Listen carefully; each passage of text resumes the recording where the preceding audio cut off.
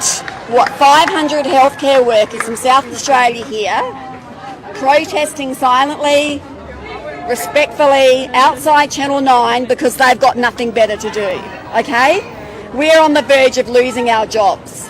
So we are too young to retire. So as a registered nurse, you're facing losing your job? Absolutely. We don't even know where we stand. Apparently from the ABC News last night, 100 South Australian healthcare workers were being stood down. I don't think so.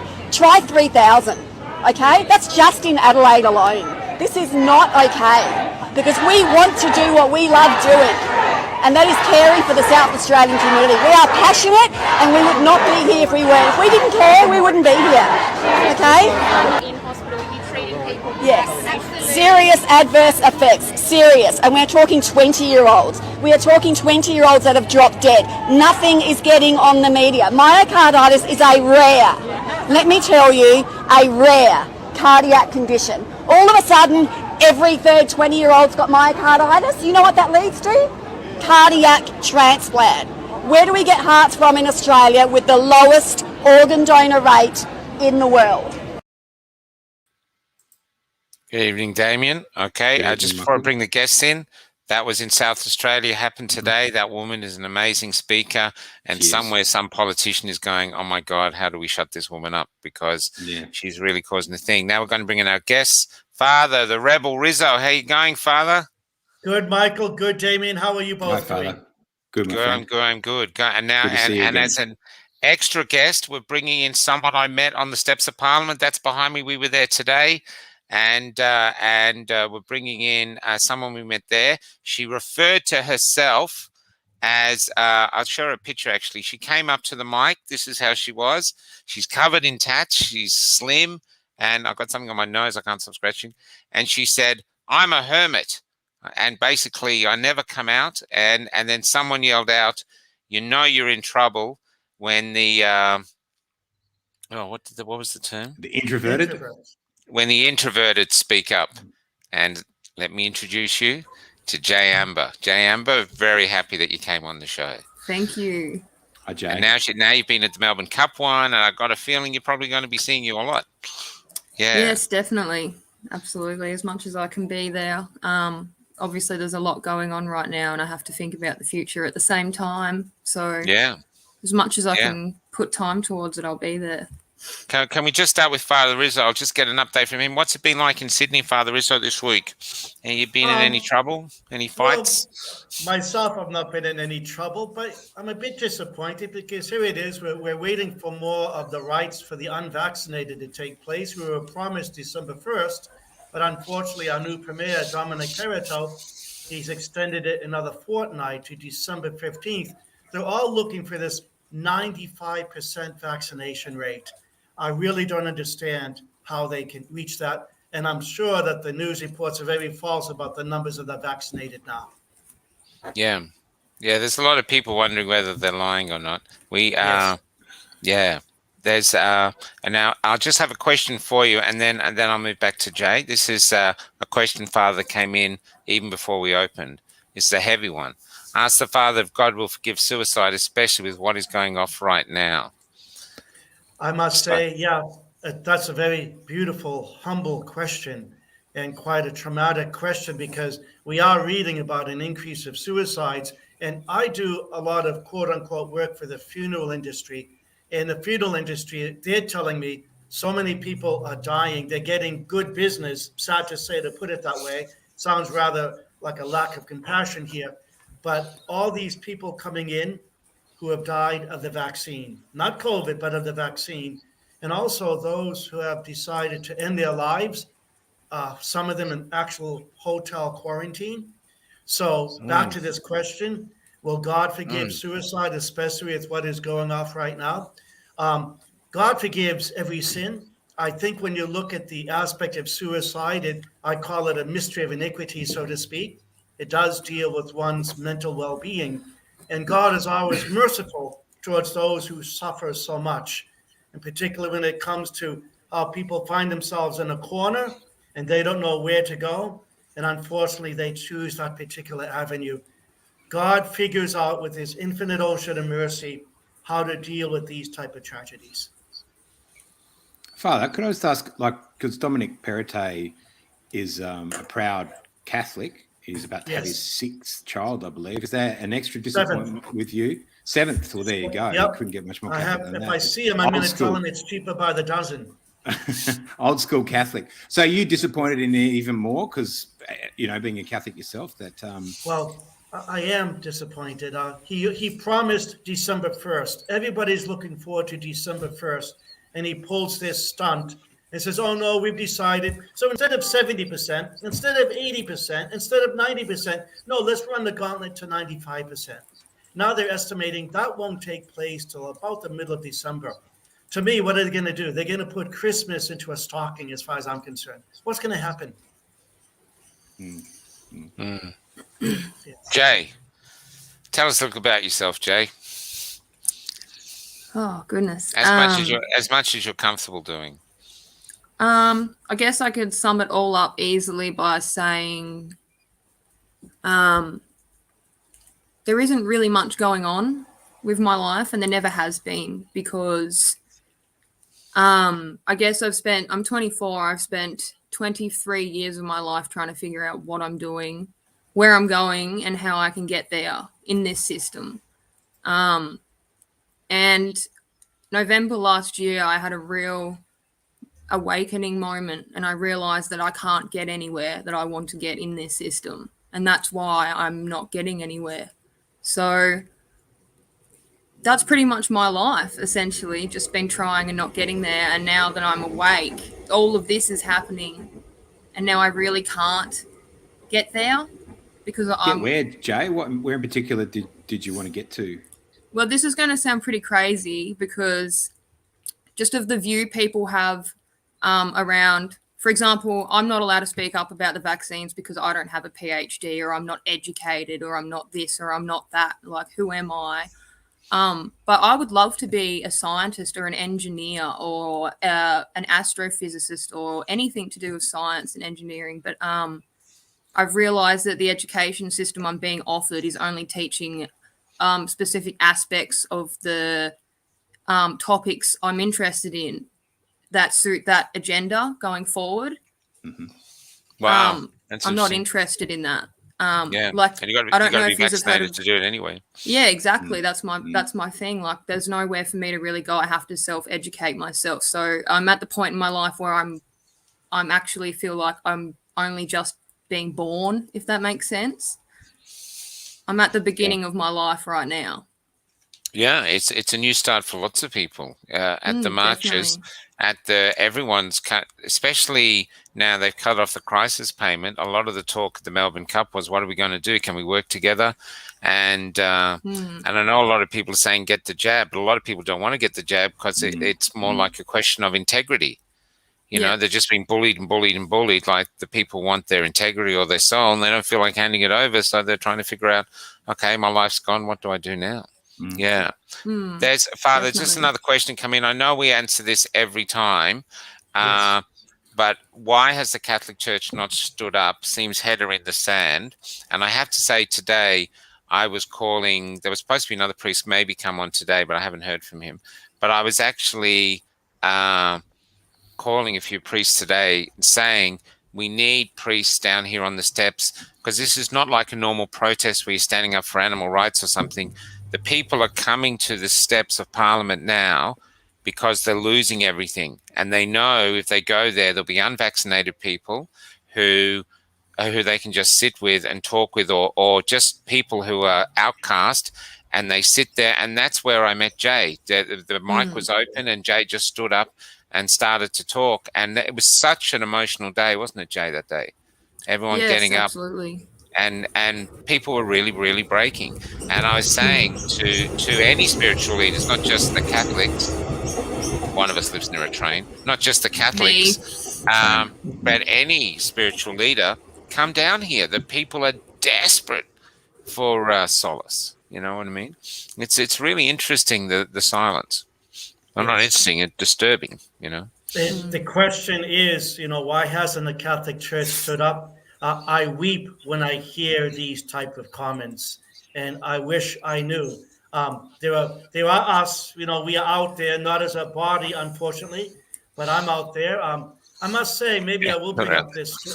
I'll bring up this story because I got a phone call from a major medical center here in Sydney a few weeks ago because I gave a religious exemption letter to a nurse asking for a religious exemption, which I know is not acknowledged in this country. It is acknowledged in the United States. And I explained this to this nurse. Yes, but Father, I don't want anything to do with these vaccines because of the issues of the aborted fetal tissues, and I don't want the vaccine. So I did write a religious exemption letter and quoted some Catholic sources. And so about a week later, I got an angry phone call from the executive at this hospital. And Father Rizzo, how dare you write this religious exemption? How dare you claim that these vaccines have aborted fetal tissues in them? And I explained I have resources.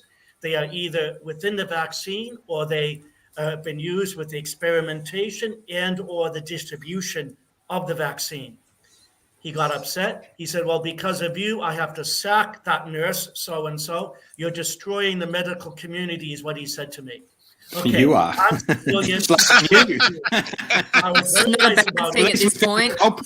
Sorry. Jay, I need a bullhorn. I like your bullhorn, but I have a built-in bullhorn, Jay.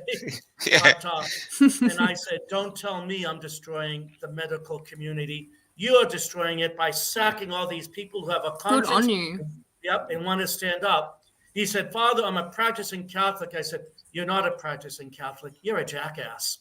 See? Wow. Good on you. You know, got quite upset. Yep. There's the punching bag between my teeth. But so anyhow, so it wasn't a very charitable conversation perhaps, but I was just correct about it, I thought. Anyhow, so they went to my diocese about it. So yesterday I had to meet with the Vicar General in the Diocese of Parramatta. A kind enough conversation as such, and nothing punitive. I wouldn't accept anything punitive. But the gentleman that called the Vicar General in the diocese, totally misquoted my letter, did not even have my letter in front of him as the Vicar General was trying to explain it to me. So I sent him a copy of that letter, of the religious exemption letter. And Michael, I'll send it to you as well on email so that you have the idea of it. It was a very well put, I have to say, a well thought out religious exemption letter. But the medical center staff, again, there's that poor nurse sacked, just like those nurses in South Australia. So I give those nurses in South Australia all my blessings for what they're doing. No. And what did the Vicar General say? What was the thrust of his conversation with you? He said that I've caused that woman, that nurse. He said to me, Father, you convinced that nurse not to take the vaccine. I said, no, she convinced herself not to take the vaccine. She used her well-informed conscience not to take the vaccine. And so that is the idea that, and amidst my just anger, I did call him what I called him. I have the word respect, Father, respect. Yes, I do. But I respect the truth. And sometimes you have to give that truth with a bullet behind it, verbally speaking, so that he can get it between the eyes and understand that nurse is the one suffering, not that person, not that one that's firing these nurses. It's those nurses who are suffering. Oh, yeah. Do you know, I have to say, Father, with the doctors, and we've got a Dr. Oosterhouse coming on tomorrow night at 9 o'clock, and he's going to let loose because he can't do it on here because he'll get us kicked off. And he's going to, anyone has any questions about, the COVID or the vaccinations or early treatment or after treatment or anything like that, get them to us, because at 9 o'clock he's just going to talk about all manner of stuff, and it's going to be basically on Rumble and in the private group on here. So if you have to join the private Cafe Lockdown group. But what we were talking about on the show, other materials are in the vaccines too, because it's not just aborted fetuses. There's all sorts of. That's right. Yeah. Anyway, so he's done as a doctor. He's done a lot of studies. Yeah. So but anyway, he's going to talk about that. Conspiracy, though. Remember, you can't talk about that. I better get off YouTube now. I'm going to get banned on YouTube straight away. Anyway, there's but going on. So he's going to talk about that. But what I find really interesting is that it's like you have the priest's relationship with the parishioner, But now you have a doctor's relationship with the patient, and that should be sacred. You know, that's it. But now the government's in between, and it doesn't matter what's wrong with the patient. And the doctor said that there's plenty of reasons why they can't take this vaccine, apart from just choice. And the doctor now cannot do it. So because the government's in between doing it. And that to me is outrageous. That to me is evil. That's totalitarianism right there. And it amazes me that so many doctors are basically turning their backs on the Hippocratic Oath.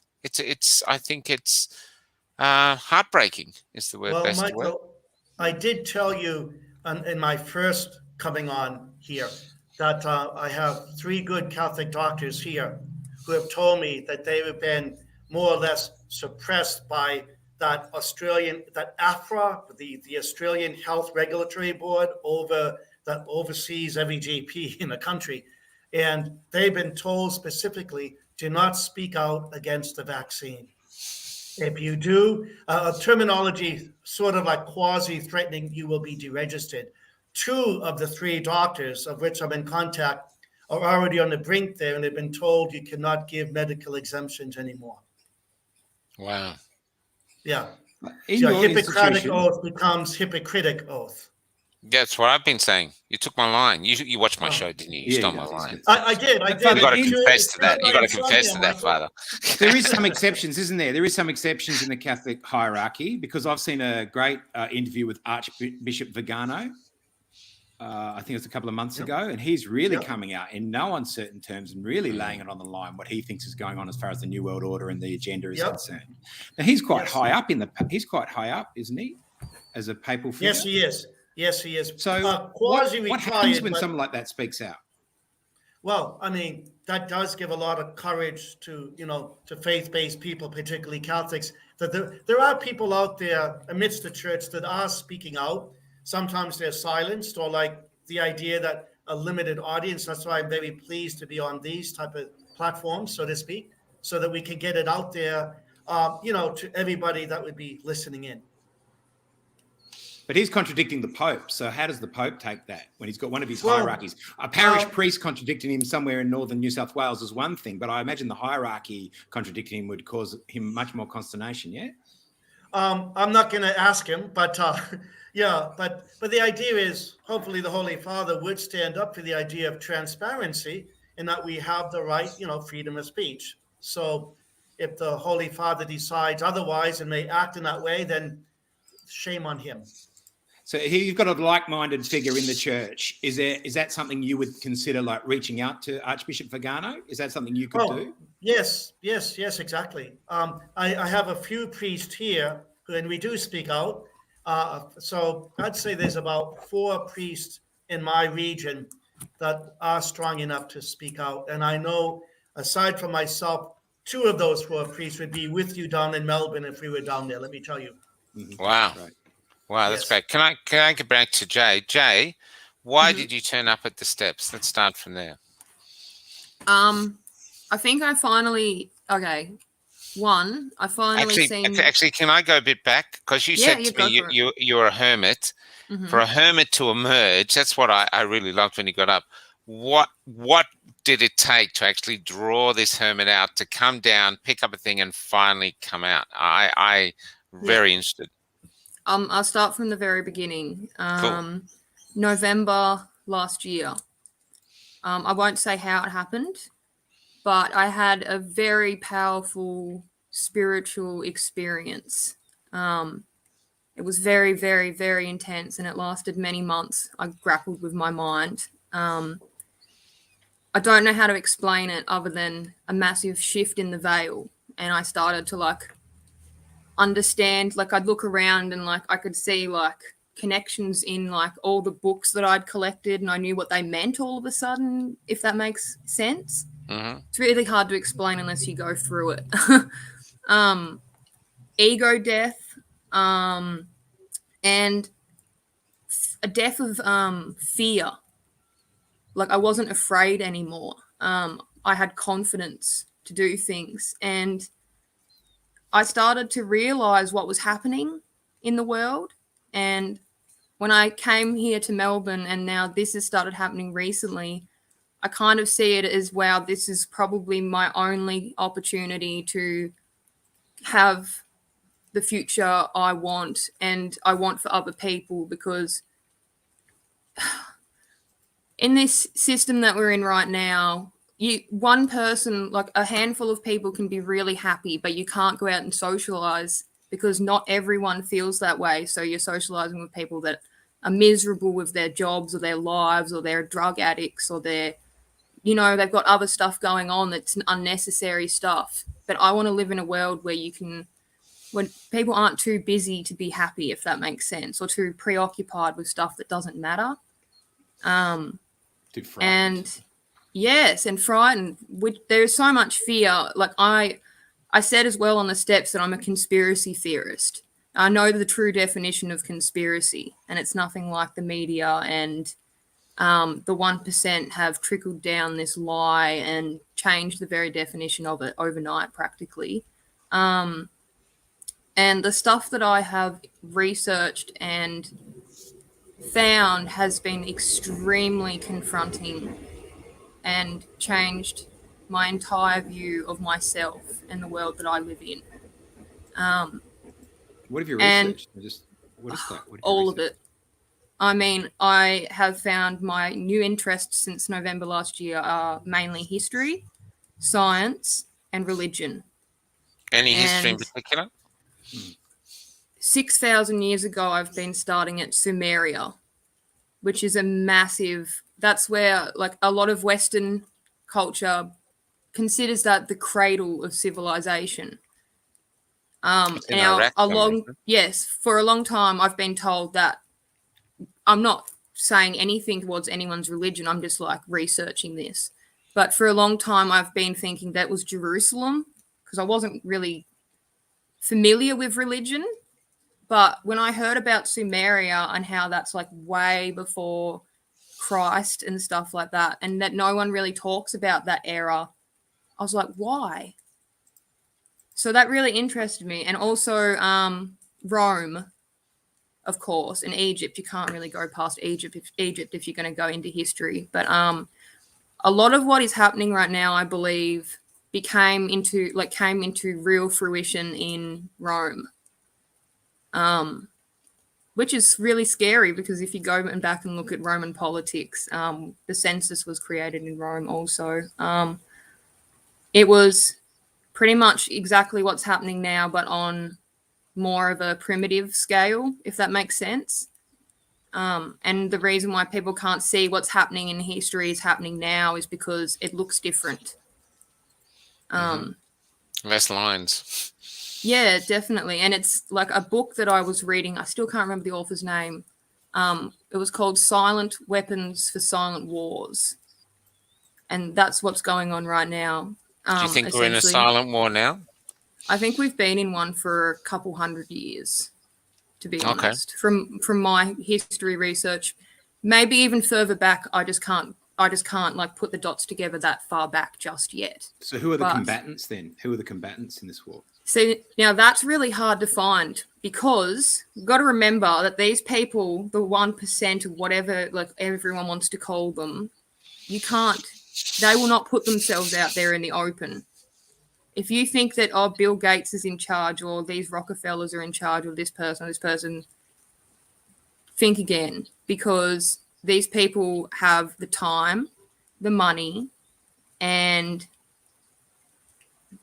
they've dedicated their whole existence towards being smarter, richer, more intelligent, and more ahead of everyone else in the entire world. So when we approach this whole situation, I think that's something that people need to understand, because when I tell people like, this could be a possibility, or this, and they're like, nah, that's too far-fetched. No way, not in this world. And I'm like,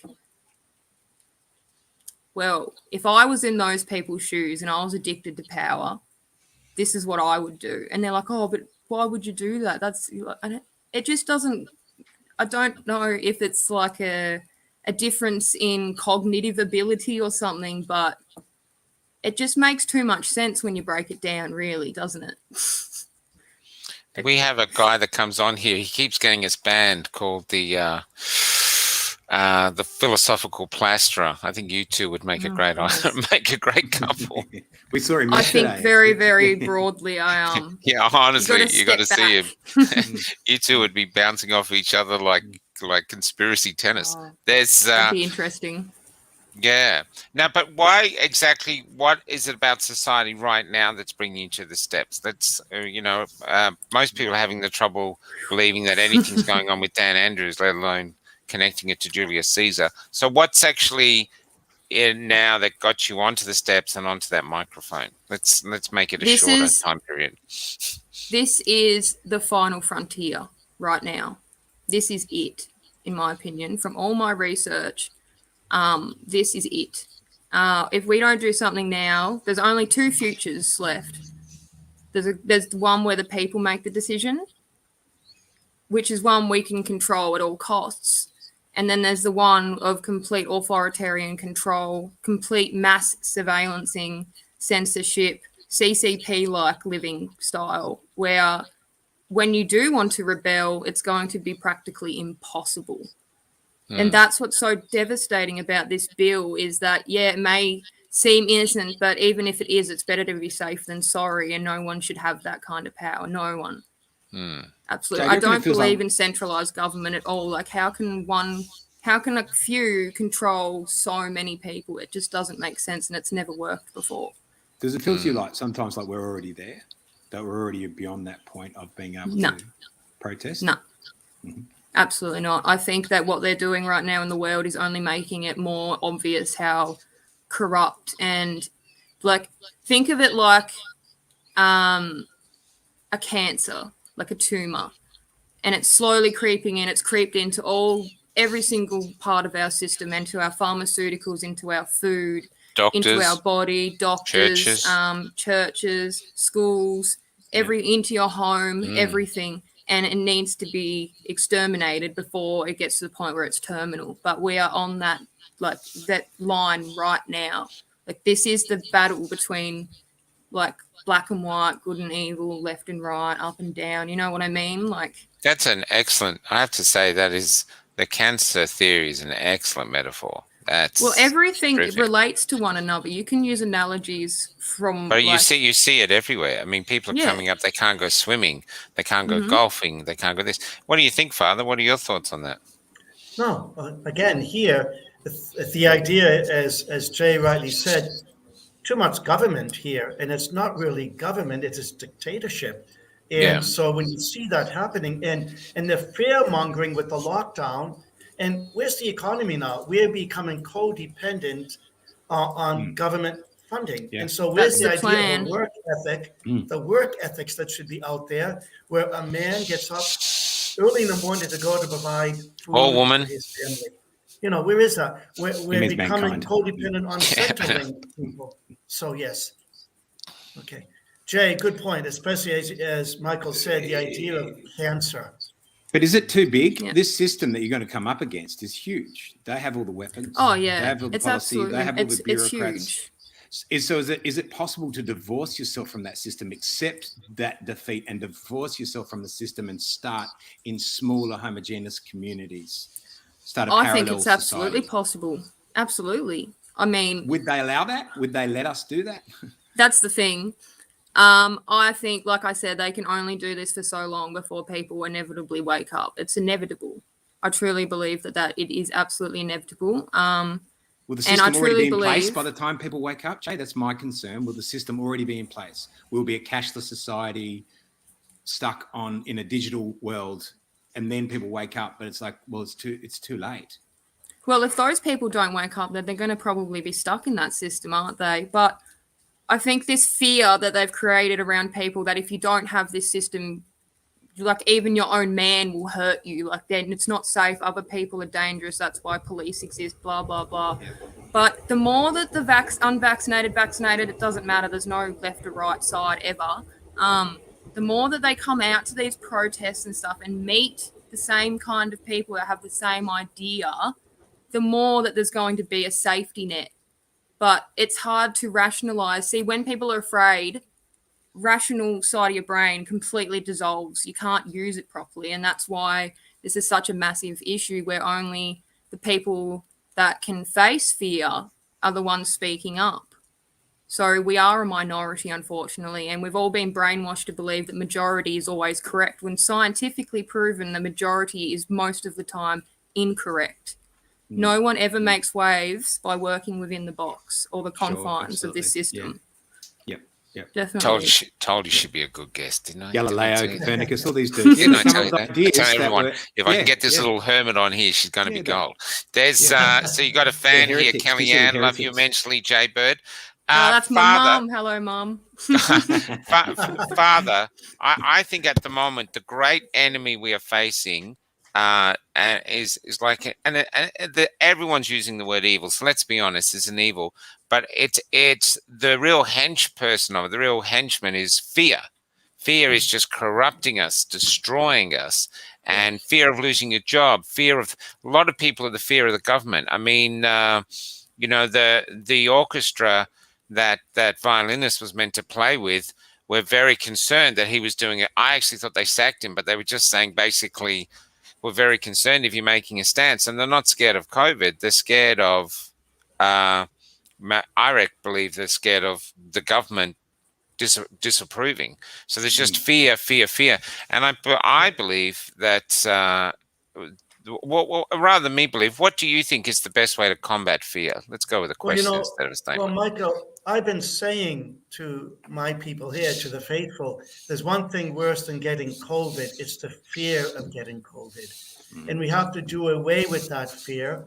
And, obviously the idea, and here it is, obviously speaking as a priest, faith takes the place of fear. But Jay brought up a good point. We've been sort of like categorized in terms of being either a conspiracy theorist or anti-vaxxers. So now they're using a terminology on us to try to intimidate us. Yep. But I say, not just my body, my choice, but my mind, my choice. What Jay is saying, what I am saying, what you gentlemen have been saying all along from Cafe Lockout is stop and think and look at this vaccine in a very rational way. And you've been doing that. But the fear is there because, again, government, mainstream media is throwing the fear all the time. And here on talk radio in Sydney, I hear it all the time with the ads. Come on, Sydney, we're almost there. We're almost at the finish line. Get vaccinated. I feel like taking those lines and standing before the gates of a cemetery. Here you go, people. This is the finish line. Okay? Get vaccinated. Right. Yeah. Okay? Here you are. This is the finish line. We're not seeing this in terms of long-term data. Jay gave a brief history in terms of going back, Egypt, Rome, and so forth. By the way, Jay, my fashions come from Rome. What can I say? But here we have to say that when you're looking through history, great, you're going back, but we've also got to look ahead. And with this vaccine and the effects of this vaccine, nobody is looking ahead. And I'm not going to make a medical choice based on I want to meet my mates at the pub. Okay? Yeah. So we got to see this in a rational way. And we're taking this vaccine and saying, no, it's a drug. It's synthetic. It doesn't contain the actual COVID that the vaccine is meant to combat. We have booster shots coming. Okay? We have all these different variants, yet you survive COVID in terms of a 99% chance of surviving COVID. I'm in contact with 3 different people over the phone who have COVID. They're getting better. Why?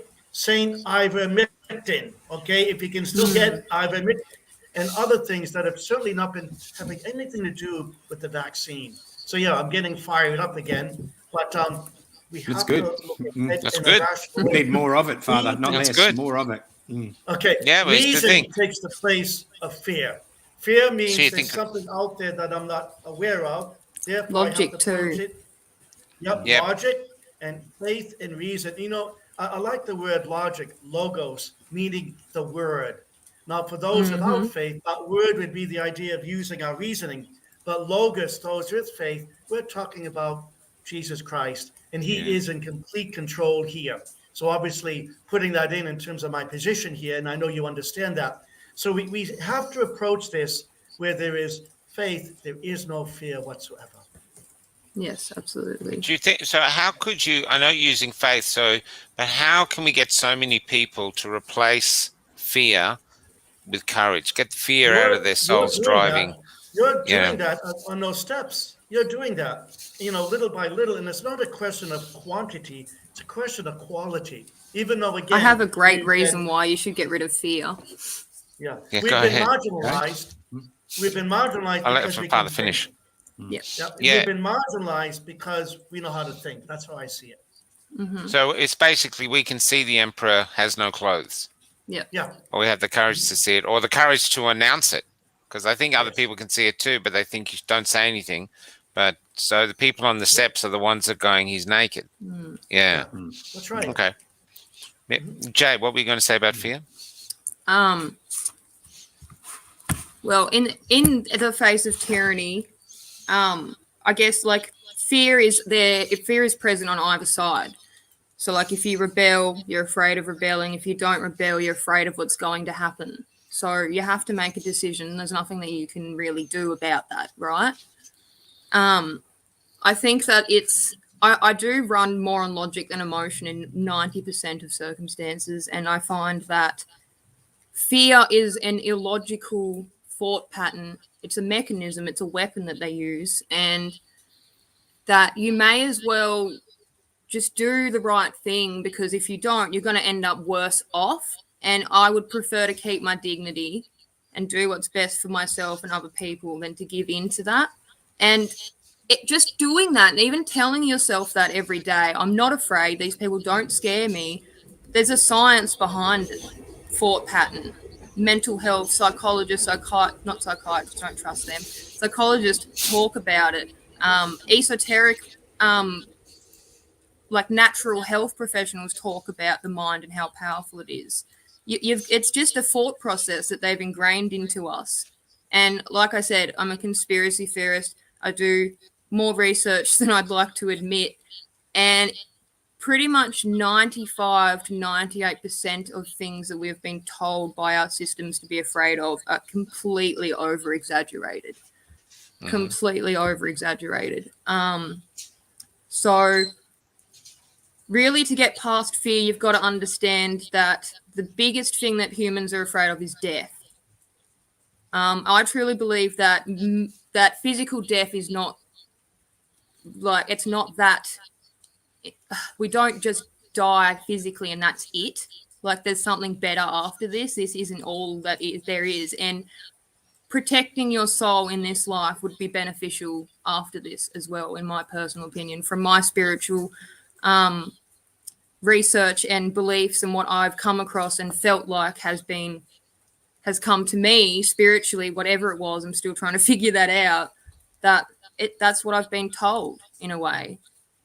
Can I ask Damien a question? Yeah. Damien, you've been going. I met you in these marches. We've been in a few hairy situations. We have talked about fear before. How's your fear level now? Because we're still out here. I mean, we're so exposed. It's ridiculous. You cop a lot of stuff from the mass media. Just, and I'm going to get that video up, but they're just, deriding you like crazy. How are you coping with your fear? Has it changed or altered in the last few weeks? Well, the danger for them, in some respects, from me, is because I have had some success within the mass media. Yeah. So I am a very big nuisance in a respect, because I'm almost like a turncoat for some reason. I've left the fold and I've come over to the other side, and I'm speaking. I want to speak, as I have wanted to speak for a very long time on television, well before COVID, but there was all these rules put in place of things you weren't allowed to say. I was doing a show called City Homicide for a long time. I was on it for 4 years or so. It was a very successful show at its time, cops and robbers, the usual stuff, and it was fun to do and stuff like that. I was put on probation at one point in time, not because of my work ethic or anything like that, because I would say things that weren't allowed to be said, but I wouldn't say them out of meanness. I would say them out of thinking this truth needs to be spoken in some respect, so we can now move on to the next moment. If no one can ever mention this truth, then how can we be expected to move on to the next moment? And COVID came along, and it's been the biggest motherfucker fear campaign of all time. And you're not allowed to say anything. And as soon as you speak out, it's going to get worse too before it gets better. You would think so. You would think so. But you know what done. the antidote to it all is? When you guys were thinking too, like love. Yeah. Love. Yeah. And it's love of your fellow man. And sometimes I'm standing on those steps, family, Michael, and I tell you what I feel. I feel like so many of those young boys in particular, and I have a particular empathy for them. They're fatherless. They've got single mums and stuff, and they're out in society looking for something. And what does he get? What do they get from the government? Rubber bullets. They want something other than that. And then when you and I stood up as older men, as paternal figures to them, accidentally more than deliberately, and spoke, the amount of respect I got from these young men was overwhelming. And you know what it was? It was love. It was love between fellow men. And it felt good. It felt really good. And I was walking back after that shrine and I met this Aboriginal kid who happened to be there and I didn't even know he was there. And he said, "Oh, mate, good on you for speaking. You're a good speaker. I'm really glad you spoke. My mum really likes you on Neighbours." You know what I mean? To have this really weird conversation. And, and we're walking down Swanston Street, right? And everyone's got masks on. And him and I haven't. And we're talking loudly. But it felt loudly. And normally to be heard on Swanston Street, you'd have to speak loudly, but not during COVID because everyone's just... There was just so much fear on the street. Not that there's hardly anyone even on the street. There's just a bunch of Asian students. Do you know what I mean? And they were so scared of us because we were talking normally and we were languid and we had a flow in the way we were walking, and it scared the hell out of them. And you knew it did. But you know what? You knew it was going to end as soon as we parted. You're going to scurry back to my car and there's the police there. And oh my God, what's going to happen? And I've got this fine for, $2,500 in my pocket. But in that moment, I thought, oh my God, I didn't even know I was missing that, Michael. I didn't even know I was missing that because it had never been taken away from me. It had never been taken. Now I am outraged. How dare you? Who's taking this away from me? Who is it? I want to talk to that person. Take me to your leader. It's just, it's despicable. It's absolutely despicable, And like Father's saying and Jay's saying, and I've had that epiphany that Jay talked about. I've had that epiphany, and it might have been different than Jay's, but I had that epiphany. Yeah. I was on the way home from a meeting and I went, this is what's going on here, Damien. And I went, oh, no, please. No, come on, stop it. No. Yeah. I rang my mum. My mum said, don't, oh, you're ridiculous. Don't, please. Whatever. But I knew and I felt calm. I did. I felt calm and I felt a call to arms. A spiritual call to arms. That's why I have faith right now. It's not an accident and it's not random, and there is something going on here that's more metaphysical than a lot of people can even fathom, I truly believe. And that's another reason why I'm not afraid because something's told me that there's no point in being afraid. No. Can I ask, Father, we have a question here. Michael, please ask, this is from Andrew Gray, please ask Father what he thinks Jesus would do if he was a human here now in this situation. What would he do? The same thing he did when he first came. He would be healing the sick. And there would be no COVID and there would be no vaccine for that COVID. He would go around and, as you rightly said, Damien, love, as he did when he first came. And he would continue doing that as well. As he said to us, love one another. If you love me, keep my commandments. So, of course, when he does come a second time, it won't be as a human being, but the Son of God to render judgment. But that judgment would be a merciful judgment because he loves us so much. We have to do our part, the keeping of the commandments, leading not just good lives, but holy lives, and doing our part. But if he were on earth now, he would say, follow me, be at peace, fear nothing. That's what he would say.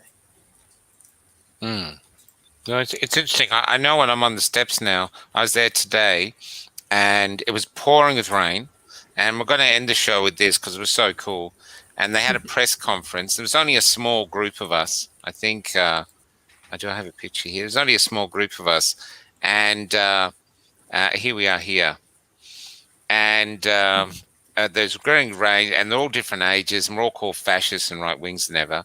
But the media was trying to do their little news grabs, and we were just yelling, tell the truth, tell the truth, tell the truth, tell the truth. And we couldn't go, we weren't allowed up on the steps. And it was really interesting. Eventually, the media gave up and walked off.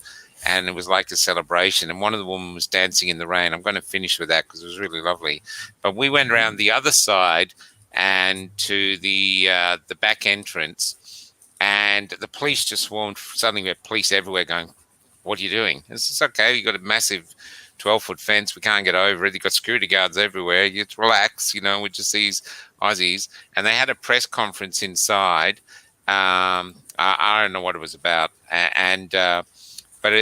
But we were yelling our heads off. And on the ABC live footage, you can see this person being interviewed. And in the back, you can have "Kill the Bill, sack Dan Andrews, So it was really great. We felt really cool because of it.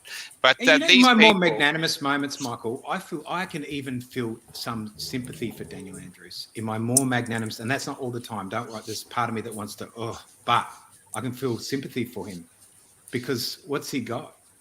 What's he got? Where's he going to go after this? He's not going to be safe here. Where's he going to live? I know he's not safe here already. I guarantee you he's not safe here already. I bet you he's not sleeping in the same bed every night. I bet you he's moving around to different homes and stuff. Oh, he's got so many cops around his house apparently. So yeah. And imagine that. Imagine living like that. Imagine living like that. I would rather live where I had a joke with you, you know what I mean, and laughed and felt that spirit of that connection than having to live in that world that he's inhabiting because he's trying to bring in what is he trying to bring in. That's been a question I've had for like people like him and like everyone that's been in power that's used it to their advantage. I'm just like, okay, like I've been around people like peers and that have a lot of money, and the only reason people like them is because they have money.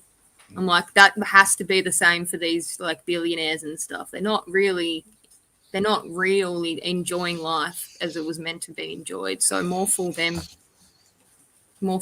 I'm a lot happier without money. There's it's good. It's good, especially when you don't have a choice. There's Marilyn Steele here is talking about pots and pans at the next march. Marilyn, we had a talk about this, making as much noise as you can, but there's a lot of people hemmed in a lot of place. There's a lot to carry around. We were talking about this at the thing today of whistles. And everyone's saying whistles to make noise. Another thing was these people bought these very small loudspeakers. Here she is using it. And that thing is small and about $15, but it's loud. And so we were thinking things like that to bring, but especially whistles so you can carry, you're not carting around massive saucepans. Bring saucepans if you want. The other thing was... So there's a protest going on in Geelong on Saturday, and there's a protest in the city. And Damien suggested, and I think it's a brilliant suggestion, that we do the city one. And the city one, the violinist will be playing. I'll be speaking. I think Damien will be speaking. I don't know who else. And then we're going to get in a convoy, and we're going to head to Geelong. And we're saying to people, if you got flags, if you got stickers, you put them in your car if you want to come, and we all go down there in this massive convoy. I mean, the police will have to probably come with us to make sure everything's safe. So that's going to be really interesting. Boys and girls. Yep. Yeah, so it could be a really interesting thing. Nothing's planned at the moment. It's just talk. So, but that's the plan at the moment because we want to. And then the violinist will play again the People's Violinist, we call him, will play again in Geelong. And what's beautiful now we heard is that a flutist, a young girl came down with a flute to the shrine, to the Parliament steps yesterday, and she did a flute rendition of the violinist's rendition of the Australian anthem. So courage and hope and beauty and love is spreading, and it's spreading amongst the people. And we've got this bureaucracy here, who is just rolling out this tide of tyranny, and underneath that, you've got people coming together. And so if you are feeling lost and lonely and isolated and frightened, come down to the steps. Everybody is welcome. Vax, unvaxxed. At Melbourne Cup yesterday, lots of double vaccinated people there, lots of first vax people there, coming together, being with Australians who just do not want division. It's not about the vaccine anymore. We don't want apartheid. We don't want to live in tyranny. We want pro-choice. Want the vaccine, take the vaccine. Don't want it, don't take it. But not this incredible tyranny where it was just a form of evil. So, Michael, why are you talking about the choreo? Corio convoy. Could I just add to that? Sorry, go ahead. No, that Corio convoy. So I'm liaising with a guy who's organising this down in Geelong. We're going to do it in Corio Bay. I think it's going to be East Corio Bay, but we will put up notifications. I think it'll drop tonight, so we'll put it up. We'll probably have to tell the police as well, won't we? Yeah, well, they're probably hearing it now, and good luck to them. They're welcome as well, especially if they've been treating us okay lately. Shooting us, which is good. But anyway, so we're going to meet down there. I think it's East Corio Bay. There's a beach down there. 3:30 it'll start. So if we finish in the city at 2, then we've got plenty of time to cruise down in the convoy with any of the Aussie paraphernalia you've got, the Aussie flag or the boxing kangaroo or the Eureka Stockade flag. It doesn't matter. Hang it out the back window so it's not causing any problems for your vision. And we're going down the Princess Highway. And what's happening in Geelong is there's a whole group of businesses that have been struck by COVID because they rely so much on Melbourne people coming to stay and get down to Corio Bay. You know what I mean? Of course. They come down there. Of course. So these businesses have been, cast aside. Obviously not Coles and Woolworths and the Bunnings, etc. But these small to medium enterprise businesses, the mums and dads operations, and they're going to be setting up in pop-ups. So when we get down there, we can buy our coffees and sandwiches and whatever else, doner kebabs, whatever else is on offer, and really actually do something proactive and put back into the community. Not just be complaining about the tyranny of COVID, but actually proactively doing something to bring about effective change and difference, and really support these people who've been doing it really hard, So and that, like you said, that's the only way that we're going to, like you said before, if there is to be a solution to this system that we're in, there's no reason not to fight this and go out and meet people. And, you never know. I've met so many people. I've met people that want to start meditation groups. I've met people that said, you can come and stay on my land, if things get heated and stuff, just by going out and meeting people. And I believe that if everyone that agrees with these protests and the reason behind them comes out, it's undeniable that you're going to meet people that are going to want to have a kind of a parallel idea of how society should function, and then things form from that. They snowball. Absolutely. It's the only way anything happens. That's it. Yeah. Let's ask Damien. I also wanted to say, if there's anybody out there wants to help who might have a minibus that they want to drive, so because we've got a lot of organizers, the violinists, the speakers, anyone, if they could be in a bus together, that could be live streamed, because we've got a lot of live streamers. So they were streaming that live. That could be a very powerful thing rather than just cars. So if anyone's got a minibus or a bus that they want to come donate or help just for that day, that'd be warmly appreciated. And if the flautist wants to come down, Michael, the flautist would be more than welcome to come down and it'd be great to hear. Yeah, get in touch wherever they are. Yeah, there was another guy yesterday, another violinist. And he said he wanted to do it. He loved it, a young violinist. So today also there's a fine artist came along, and he wants to start painting images from everything that's going on. And I think he wants to do a portrait of Rukshan, which would be amazing.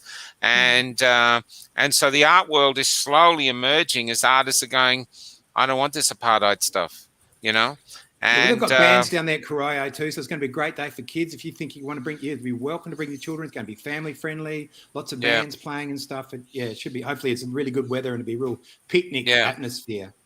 Yeah, and friendly. And there is talk of some other groups coming up to go against us. I hope that doesn't happen, but we'll have the police there to keep them separated, hopefully. And the police have been, at the moment, the police have been terrific. Even though there was lots of them yesterday at the Melbourne Cup, it was terrific. No problem at all. It was great. They got their job. It would have been nice if they put their heads down for even 1 minute for all the suicide awareness that we were speaking of, though. That was a bit uncompassionate of them. It was shocking to see, because it was my first big protest. Yeah, we've only measure one metric at the moment. One metric of death at the moment. There's only one. But if you watch their eyes, they do get affected. We had a great thing today. Once the media went off, one of the PSOs who was guarding the thing, he sort of looked up, and then once the media were gone, he grinned at us and went, So there's amazing. There's dissension in the ranks. There's dissension in the ranks, and it's coming for them too. This agenda that's going on right now, that's behind the scenes of all this COVID bullshit, might I say. It doesn't discriminate. It's only a matter of time before people realize that they're not safe just because they went out and got their amazing new status symbol. Oh my God, I got Pfizer, I got AstraZeneca. Like, it's all it seems to be to me. New virtue signaling, isn't it? Yeah, absolutely. I'm going to move back to Father. Father, is there anything you'd like to say before we move away? I'm just looking. There's people giving psalms here. No, I've been reading that as well. And again, one of the greater goods coming out of all this is people are turning to God, are looking at themselves from a different angle now. And because it can be daunting, we have the right to be afraid, but we also have the right to have faith. And we don't want that fear. And I really think that people are saying, well, gee, I have to look at this in terms of my mortality and look to the joys of the next life. With all that's been happening, we can truly understand this, fellas. There's no paradise on earth. We strive for the paradise in the next life. Can I ask, with about fear, just before in the last few minutes, it's not do you think it's not a question? You're not going to you might not remove fear, but you can combat fear. So, because that day we were there at the steps. Remember that girl stood up and she said, "I'm here. I am frightened, but I'm still here," and that's courage. And everyone. So, is that a thing, Father? So it's telling people if you feel frightened, that's okay, but you. Yep. There's strength in numbers. Even Jesus said, where two or more are gathered in my name, I am in your midst. So when we can bring this together, especially with the idea of faith, there is nothing to be afraid of. Yes, I mean, let's face it. As somebody rightly said, the greatest fear is that of dying, okay? And but St. Ambrose said, don't fear death. Death unites us to Christ. He said the only thing we should ever fear is sin, because there's only sin that can separate us from Christ. So we're seeing here a beautiful movement within that, in spite of this COVID, and as somebody said, the jab, not the vaccine, just call it the jab, I can understand that. When we see all this, we have to say, Lord, this is all in your hands. Only you can take control of this. And I can't be afraid when I realize I give this over to you. Okay, I might end, I'll just give you Jay, but someone told me a great joke today. They did it from a racing. I'm not going to use the religion, but it's two people at a firing squad. And they're just about to be shot.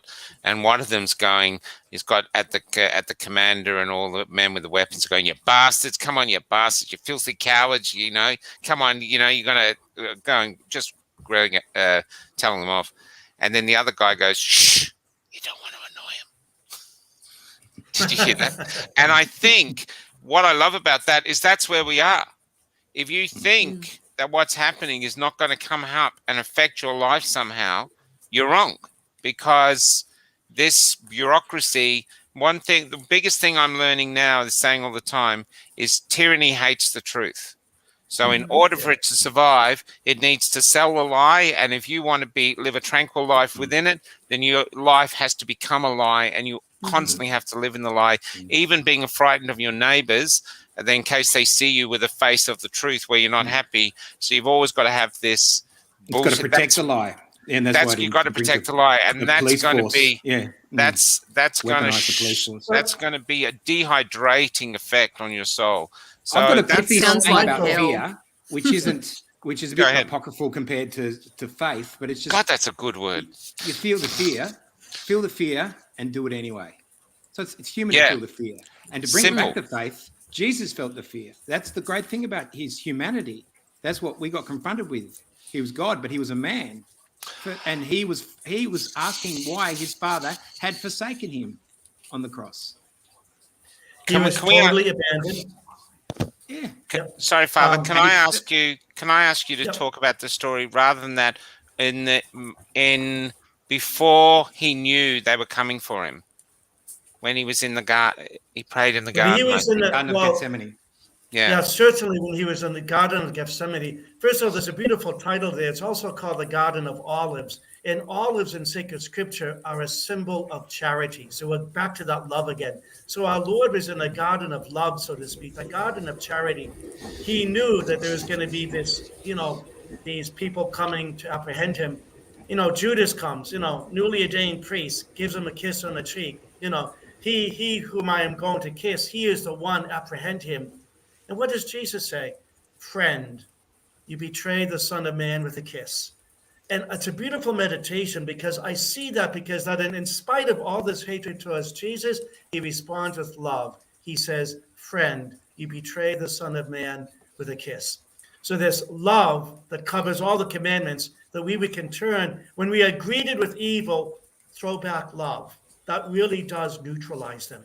It really does. So that's how I see it in the Garden of Gethsemane. Wow. I'd like you to, you have anything you'd like to say, Jay, before we leave? And I'm going to finish with Father. Is there anything you'd like to say now that you're out of your cave? You're out there in the light? I have way too much to say. I think I would probably have to start my own podcast at this point. Not another one.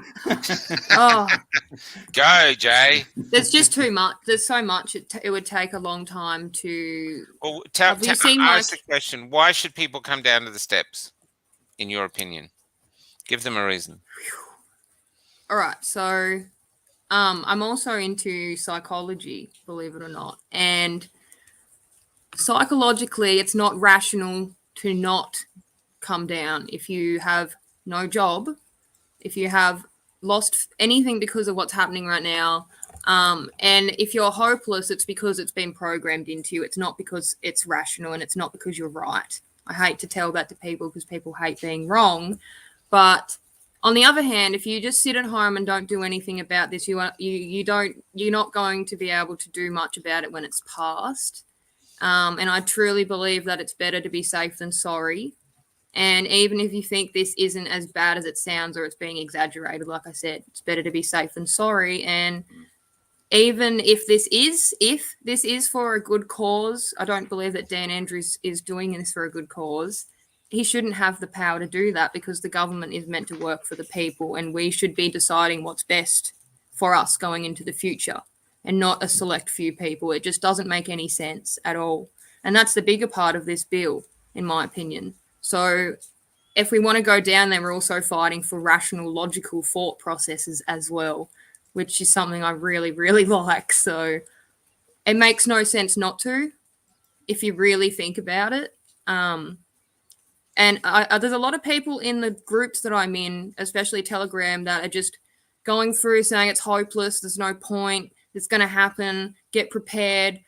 I think moderators should be getting rid of those people personally, because it's another analogy. It's like a cancer. Or putting them in a separate group and telling them, hey, forcing hopelessness onto other people it's not morally sound, in my opinion, and maybe trying to instill hope in them as well. Because if you're going to go to hell anyway, metaphorically, you may as well just fight it. There's no logic. Go out on your feet rather than your knees.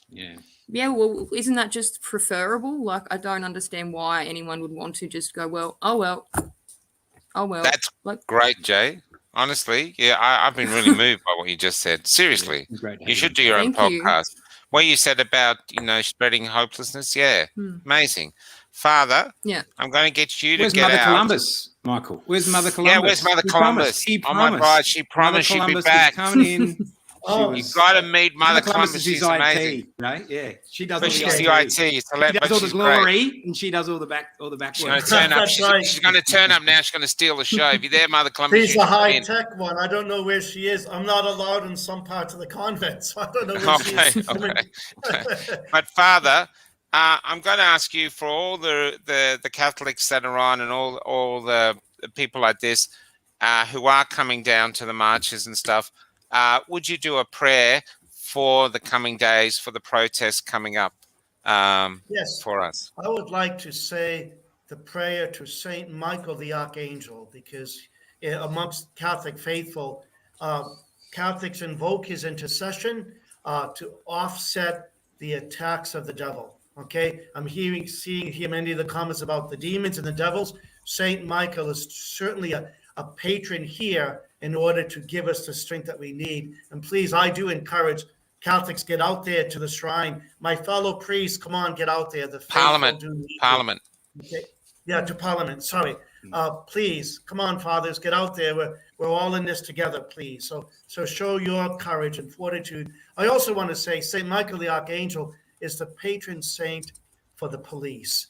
There are some police out there who are standing out against this, and we talked earlier, sadly, about suicide. There are high suicide rates among the police in general. We give them sympathy and support where we can. And so my heart does go out to them in that sense, okay?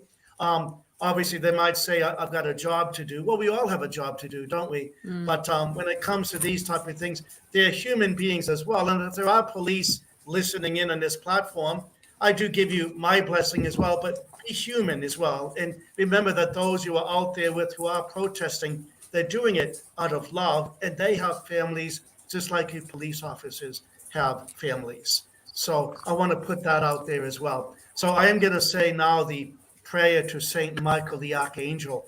And particularly, Jay, I'm offering it for your intentions as well, because you are speaking out very well in a very Christ-like fashion. In the name of the Father, and of the Son, and of the Holy Spirit, amen. Saint Michael the Archangel, defend us in the day of battle. Be our safeguard against the wickedness and snares of the devil. May God rebuke him, we humbly pray. And do thou, O Prince of the heavenly host, by the power of God, cast into hell Satan and all other evil spirits who wander throughout the world seeking the ruin of souls. Amen. In the name of the Father, and of the Son, and of the Holy Spirit. Amen. Amen. Thank you. Okay, I'm going to go out on, I'm going to share something now that I think will make you all smile. Thank you. Stay in the studio, guys, for a sec. Thank you, everyone, for coming. Thank you, Jay. Thank you. Nice to meet you, Father. And Father, you okay to come on next Wednesday? And I think it'd be interesting to bring another guest. And you okay to come on? Okay, but try to make a deal. Try to get another priest on board as well. That's your job. Well, I said that. Okay, Archdiocese of Melbourne, get out there, you priest. Okay. Yeah, come on. I'm trying. Mother Columbus. All right, Mother Columbus. Yeah. Anyway, So good luck, everybody. And but Jay, what you said about don't spread the hopelessness, I think that was beautiful. I can't remember exactly how you said it, but that was terrific.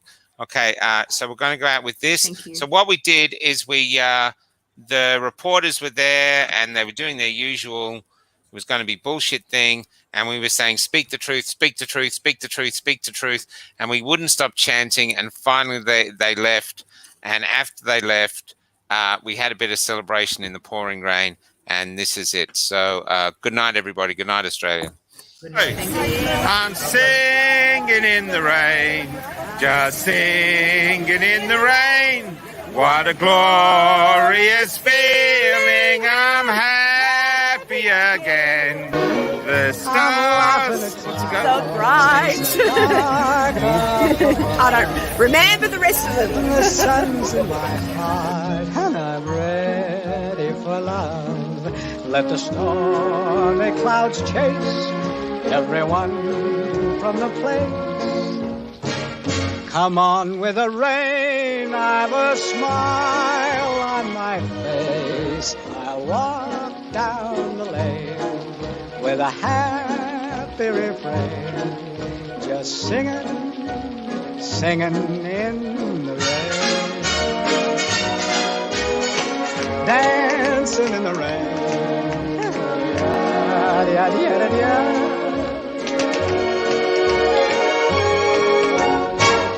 I'm happy again.